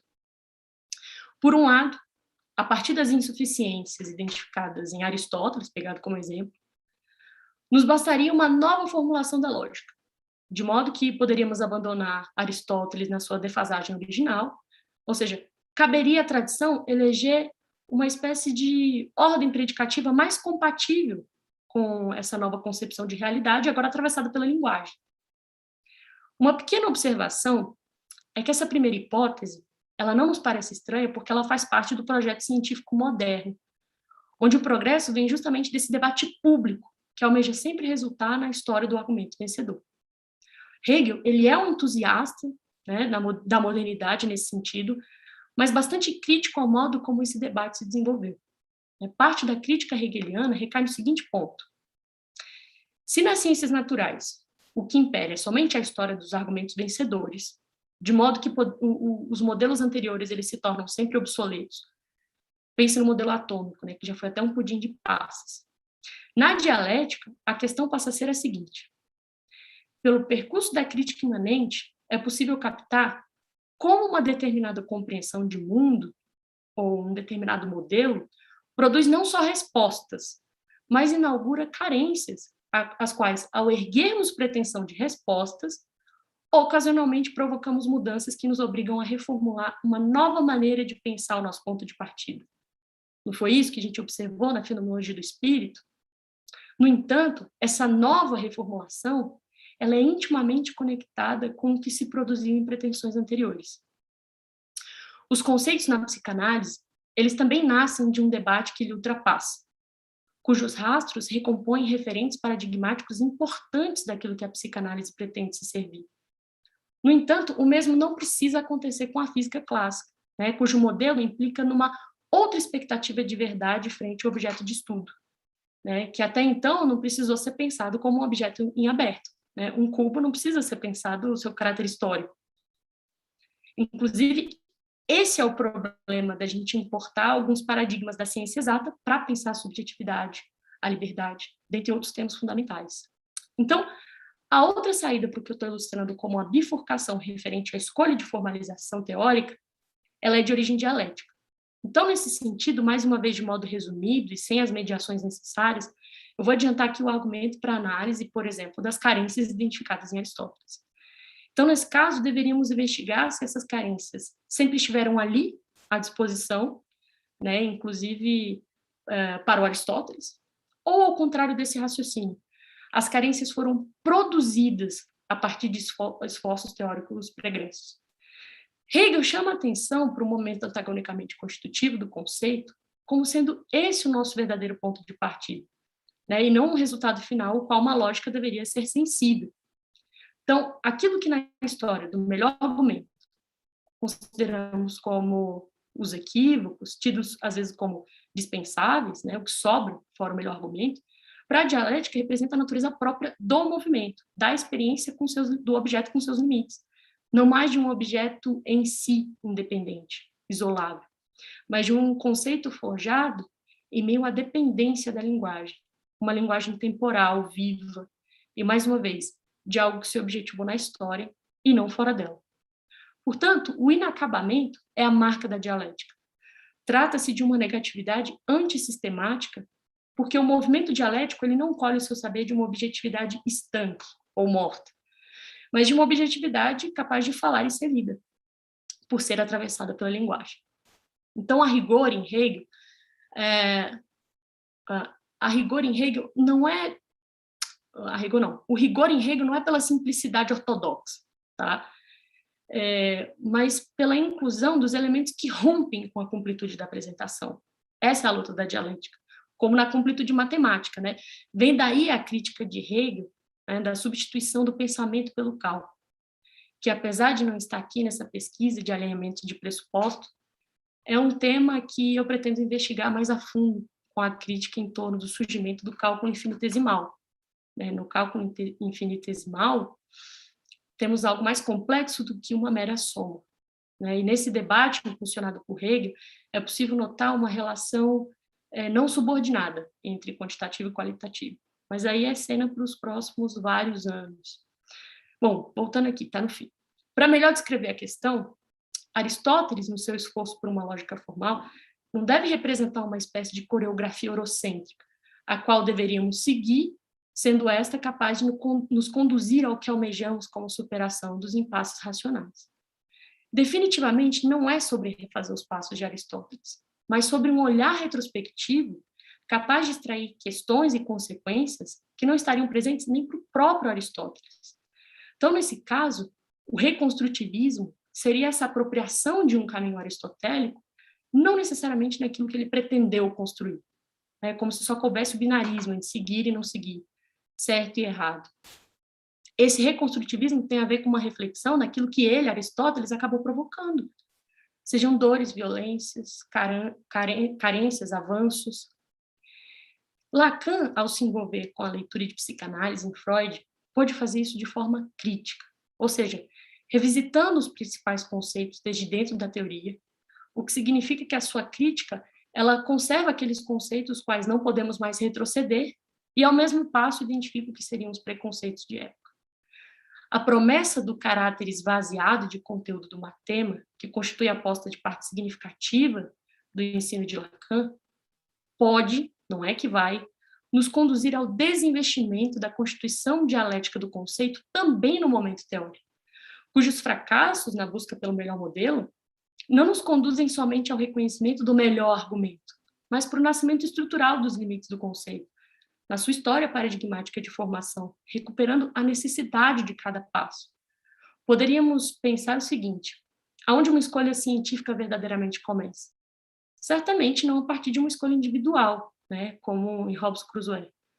A reflexão parte do sujeito, mas sempre ultrapassa o princípio.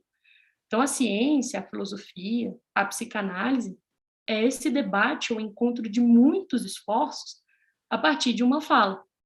Então, o paradoxo presente na constituição topológica do matema, do ponto de vista dialético, se torna insuficiente quando nos faz acreditar na isenção do que seria esse momento antagonicamente constitutivo, o outro do matema.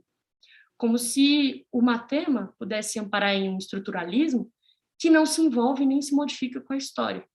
Ou seja, corremos o risco de fazer do estruturalismo francês algo refém de uma perspectiva adâmica, e também há uma violência nesse risco.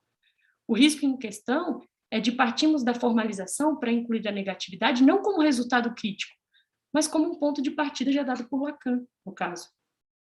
Aqui chegamos em um ponto no qual a negatividade também é passível de se alienar, o que nos faz pensar que é um paradoxo semelhante na noção de inconsciente, que nas palavras de Lacan não pode ser nem um lugar, nem uma coisa ou palavra, mas antes um movimento que se dá em uma realização linguisticamente estrutural, que se interpõe e desmascara o controle absoluto do eu. O que se positiva nessa evidenciação de que há um inconsciente não é ele próprio como coisa, mas algo que evidenciamos pelo desvio de uma norma, pelo desvio de um ato calculado cuja falha revela algo. Né? O inconsciente, no seminário 11, o Lacan vai dizer que o inconsciente não se trata de algo nem irreal, nem desreal, mas um não realizado. Por fim, eu revisito a questão lacaniana sobre o que se ensina. Mas para uma possível reflexão e não resposta, eu convoco novamente a imagem da bifurcação trabalhada agora há pouco. Ou seja, podemos partir dos matemas, então, almejar um certo resultado, ou, de outro modo, chegamos nas formas a partir da análise que inclui seus momentos antagonicamente constitutivos. Por exemplo, se pensarmos na completa impossibilidade de pensar Lacan sem a problemática freudiana, não é sem Freud como se tratasse de um pressuposto. É sem a problemática freudiana. E nessa mesma lógica, para cada interlocutor, um cenário sempre mais amplo de condições cruciais, sem as quais cairíamos ou na narcísica reinvenção da roda, ou num tipo de aceitação quase que de origem escolástica. Ou eu faço por mim, ou atribuo a alguém esse feito. Uma pesquisa, ela deve sair de si, e esse é um legado incontornável de Lacan. O contato com um campo epistemológico mais amplo nos permitem formas de apropriação mais consequentes. E ainda que mantenhamos a elegância matemática, que sim nos ajuda, esta não poderia ser a substituição desse debate mais amplo. Lacan também identificou que a concretude ela jamais poderia ser cartesiana. A materialidade ela não é linear. A psicanálise ela é dialética porque ela lida com uma realidade onde a cada estágio o todo está sempre presente. Ou seja, qualquer subdivisão são como muletas matemáticas para uma estruturação diacrônica do que sempre se dá sincronicamente. Último parágrafo. Há quem interprete a declaração de Lacan sobre o fracasso da escola como um ato analítico derradeiro. No entanto, a teoria lacaniana ela é profundamente marcada pelo esforço por uma formalização como parte de um projeto científico e, portanto, conjectural e falseável, lembrando uma das últimas falas do Alfredo. Então, nesse sentido, por se tratar de um modelo teórico, não deveríamos atribuir ao individual a responsabilidade de uma reconstrução da psicanálise. Pelas ferramentas encontradas na dialética, essa pesquisa identifica na declaração sobre o fracasso da escola lacaniana um reconhecimento fundamental de um limite o qual herdamos não em sentido pronto, mas do qual deveríamos pensar as condições de superação desse último achado lacaniano. E com isso eu encerro aqui essa exposição, né, e abro para possíveis questões, né, críticas, não sei.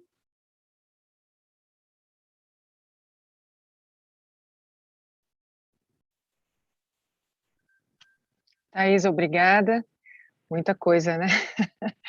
Vamos ver, então, o chat, se aparece, né? Se alguém já vai colocar alguma questão. Também as pessoas que estão aqui pelo Zoom. Gilberto Kellen.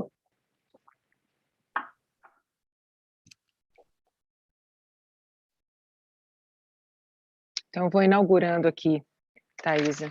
Na verdade, não é exatamente uma questão, né? É um pedido para que você esclareça, fale mais um pouquinho sobre um dos pontos que você levantou, tá? Na sua apresentação, num trecho, você disse assim, para que um sentido, quando você explicou o conceito próprio conceito de negatividade, né? Para que um sentido se faça, é preciso negar todo o resto que não lhe cabe. Né? E você deu o exemplo do A, que A se define, se coloca como não B. Né? Então, a produção de um outro é preciso que haja um outro, ou seja, o conceito não se constrói por si, mas em relação, né, pelo que eu fui entendendo, mas em relação com outros elementos, com outros conceitos, de um conjunto, por exemplo. E aí você falou num conceito assim, de contenção, né? E aí você disse contenção nos dois sentidos, de conter e, enfim, queria que você falasse um pouquinho da contenção. Sim, é porque o Hegel ele vai falar de um reconhecimento de si no absolutamente outro, né? Justamente porque o sentido ele tem uma relação de dependência com a linguagem, porque o sentido ele não é autorreferente, ele não é igual a si mesmo. Se aprende um sentido na linguagem, negando todo o resto que não lhe cabe. Então, Sim. o que a gente aprende, na verdade, é uma relação. A gente aprende um jogo, né, para falar como o Wittgenstein. Então, a estrutura dialética é o reconhecimento de que o mundo é atravessado por esse jogo, né? É atravessado por esse lugar onde o sentido, para ele ser alguma coisa, ele é um não outro, né? Então, sei lá, um computador é um não caderno, um não folha, um não mesa, um não cor, um não tamanho. E é daí que esse sentido ele se estrutura, né? E não por uma autorreferencialidade. Sim. E aí isso é parte da estrutura dialética, né? De um objeto no tempo. Percebe que não é um objeto que está posto, é um objeto que, na verdade, ele está sendo na história, né? E por isso que ele nos atravessa e vai produzindo sempre essa possibilidade de um campo vasto predicativo. Então, o Hegel ele vai romper com esse discurso de que há uma verdade. Né? A verdade é uma coisa que ela possui uma história de formação. E a gente pode cometer várias violências por não escutar essa história, por forçar ela a ser outra coisa. Sim. Ok. Ótimo, obrigada. Temos aqui 2 questões no chat. A primeira, de Luiz Boto. Ótima apresentação, obrigado. Obrigado, Thaisa. Você acha que dá para dizer que a aposta no matema é um resquício do viés de um kantismo sem sujeito transcendental, do estruturalismo?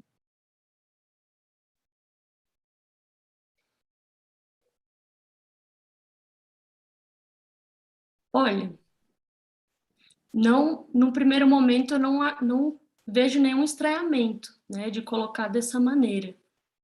Porque o matema, né, ele é algo interessante, porque se ele está aí como um ponto de partida, então a gente pode identificar ele muito mais com a filosofia kantiana do que uma estrutura dialética.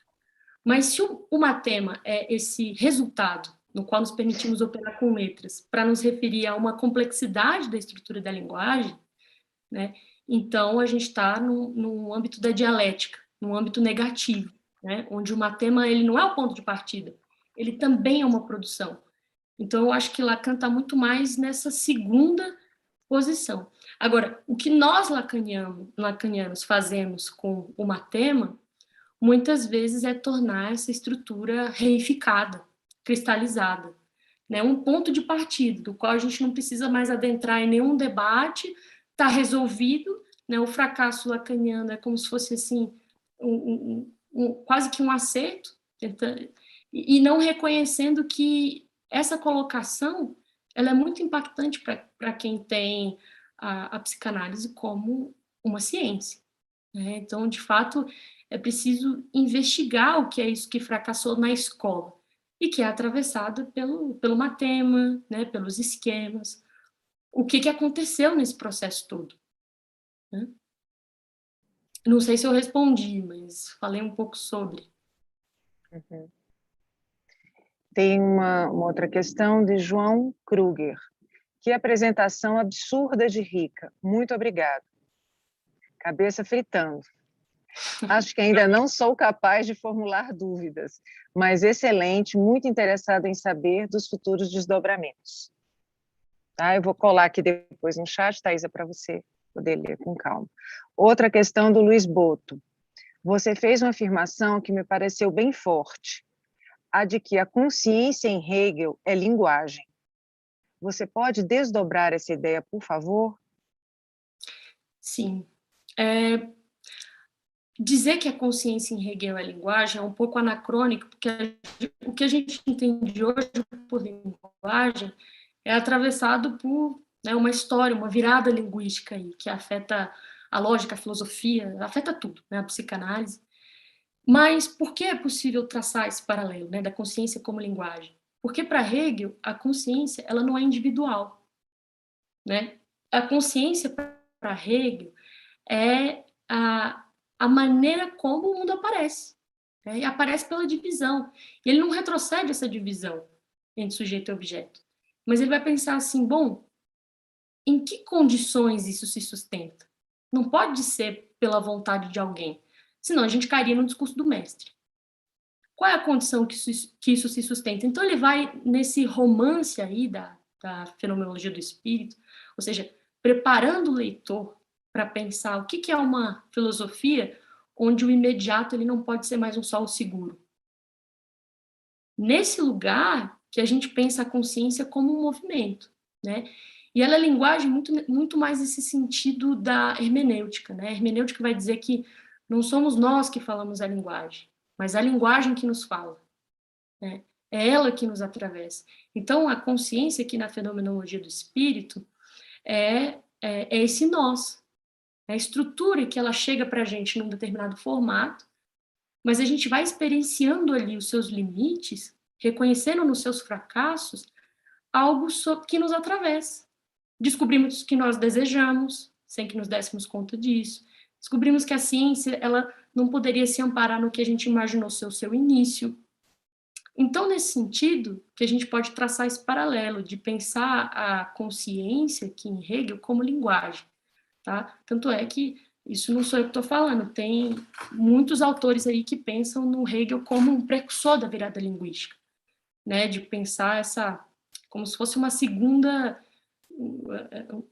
revolução copernicana, né? Que não basta a gente pensar só o objeto como fenômeno, é preciso entender sobre que condições a gente tem essa separação, que mundo é esse que nos aparece, sem esse abismo intransponível entre sujeito e objeto.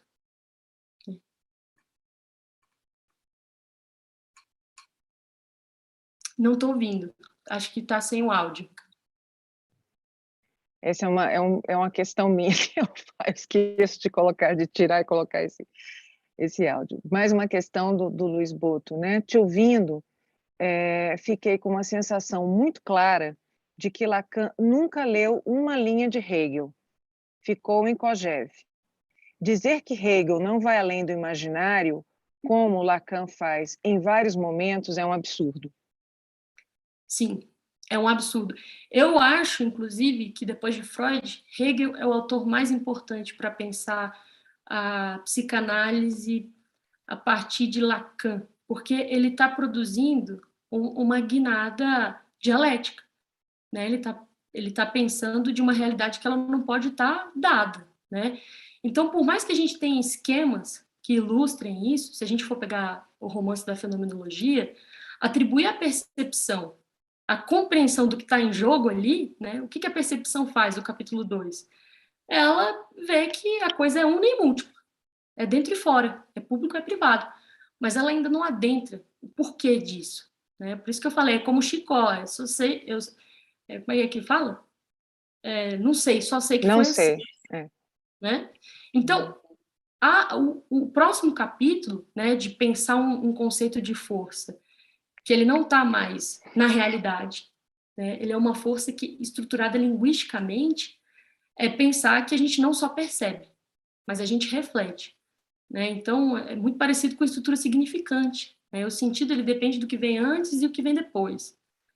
Então, aí a gente já está numa outra camada que os esquemas eles não são capazes de representar. Então, a gente tem uma psicanálise com uma guinada dialética, mas ela fica emperrada quando a gente acha que bastou entender os esquemas, acabou. A gente captou a dialética entre uno e múltiplo.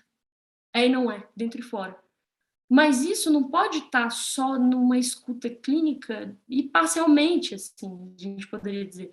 Isso tem que afetar dialeticamente a teoria, né? Por isso que a transmissão, ela, a meu ver, ela precisaria ser repensada. Por exemplo, quando eu penso, né, na estrutura da Apola, né, a maneira como se banca aí o projeto científico, eu vejo que tem um rigor quanto a isso, né, de pensar essa herança aí que a gente carrega e que demanda um desafio de pensar o que é que fracassa nessa escola. Né? O que em outros lugares fica muito difícil, assim, cansei de encontrar, enfim, absurdos é o lacanismo, né? Acho que não preciso nem dar exemplo porque é o que não falta. Uhum, uhum. Thaisa, tem mais uma pergunta, de Paulo Henrique. O que faz você pensar que Lacan está na segunda posição no que diz respeito ao matema? Por que você acha que ele os concebe, os matemas, a partir dessa perspectiva que considera toda essa construção dialética?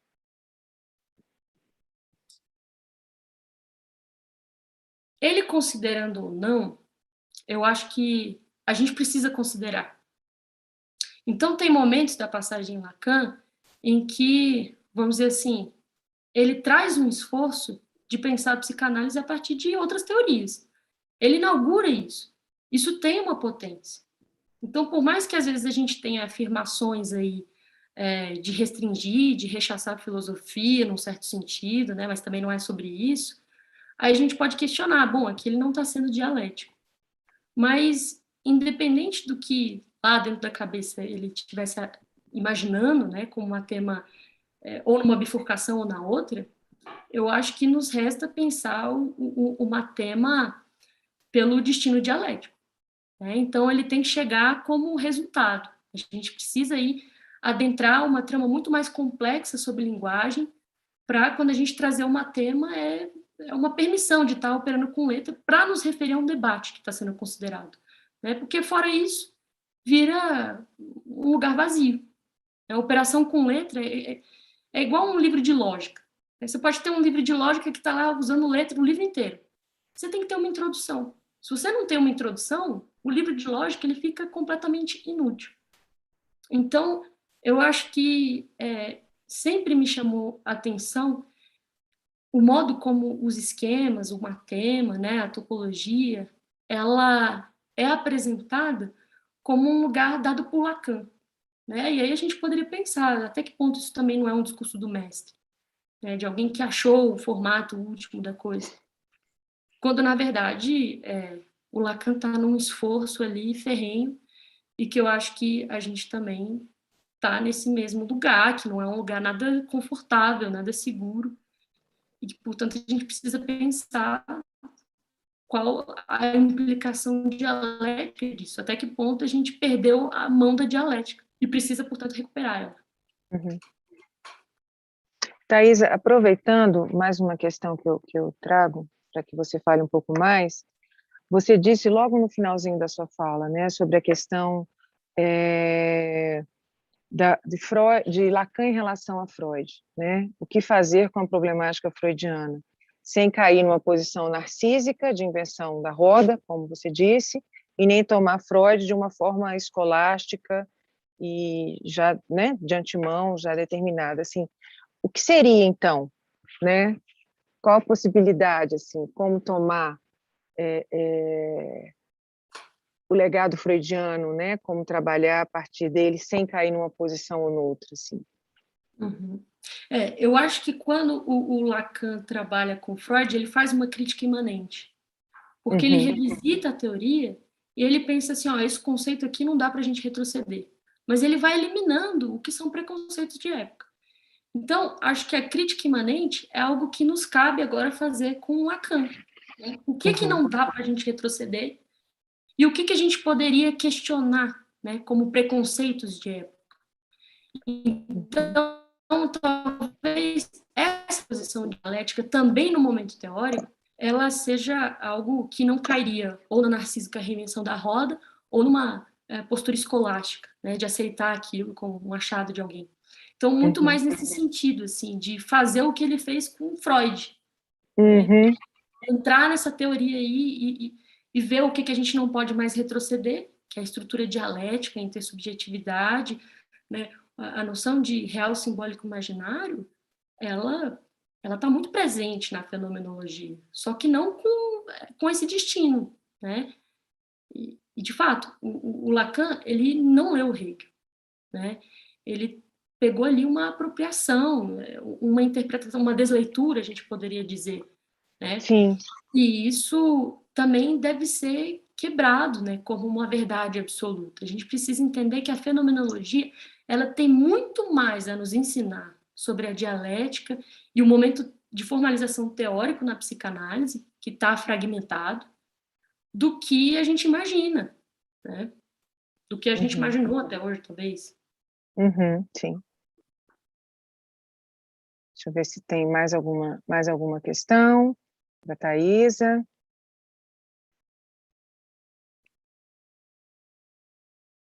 Deixa eu ver se mais alguém escreve alguma coisa. Thaisa, então, acho que é isso, né? Você quer colocar mais algum ponto? Não, eu agradeço, assim. Peço desculpas porque é muita informação, né? Engatilhada. Então, assim, essa dificuldade de falar de conteúdo dialético, né? Quando a gente coloca tudo linear, a gente está fazendo uma contradição performativa. Então, é um pouco vertiginoso mesmo, né? A gente está falando de várias voltas, várias repetições com acúmulo. Então, assim, peço desculpa pela extensão, talvez essa fala ela poderia ser dividida em duas, mas de alguma maneira eu fico feliz, assim, com as questões, né? Com a possibilidade de ter essa pesquisa como algo compartilhado aí, né? Pelos colegas, de coisas que são importantes da gente repensar. Então, eu só tenho a agradecer, assim, pelo espaço, né? Por algo que também vai... Eu acho que as interlocuções, elas vão surgindo com o tempo, né? Então, a semente foi plantada aí. Isso, ótimo. Volte outras vezes com outras apresentações. E também tem o espaço do e-mail, né? Então, quem né, depois pode assistir a gravação ou quiser propor alguma outra questão para a Thaisa, pode ser feito por e-mail, né, Thaisa? Sim, pelo e-mail da Pola, eu envio para a Thaisa, ou até vou colocar no chat o seu e-mail, acho que facilita. Qual é, Thaisa? Thaisa Falcão, do jeito que escreve aí, T-A-H-I-Z-A, taisafalcão@gmail.com. Ótimo. Então, coloquei aqui porque... Thaisa Falcão, tá, @gmail.com, né? Pronto. Então, é isso. Muito obrigada, Thaisa. Obrigada a todos que participaram. E qualquer questão, então, né, podem encaminhar diretamente pelo e-mail da Thaisa. Isso aí. Obrigada. Boa noite, então. Boa noite. Tchau, tchau. Tchau, tchau. Boa noite, obrigada, Thaisa. Tem alguma?